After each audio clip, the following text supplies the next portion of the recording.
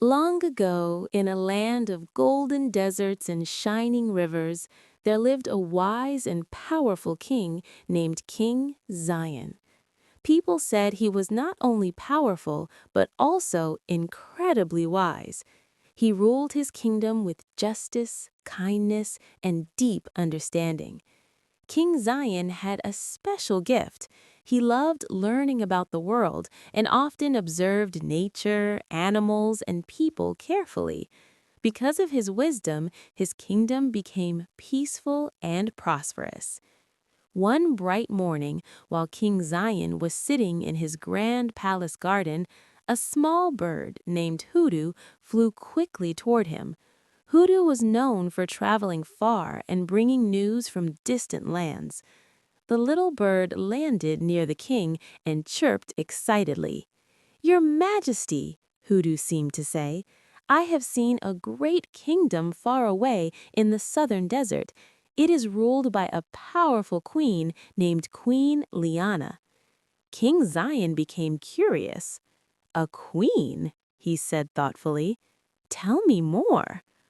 Hoodoo explained that Queen Liyana ruled a rich and beautiful kingdom with tall palaces and strong armies. Her people were hard-working and loyal, but there was something strange. They worshiped the sun every morning, Hoodoo reported. King Zion became serious. He believed that people should know the truth and live with wisdom, so he decided to send a respectful message to Queen Liyana. He wrote a letter inviting her to learn about wisdom, justice, and the truth of the Creator who made the sun, the moon, and the stars. When Queen Liana received the message, she was surprised. She had heard stories about King Zion's intelligence and fairness. Instead of reacting with anger, she thought deeply. "A wise ruler should always seek knowledge," she said to her advisors. So she decided to travel and meet King Zion herself. Days later, Queen Liana and her royal caravan arrived near King Zion's magnificent palace. The palace was unlike anything she had ever seen. Its floors shined like glass, reflecting the sky above.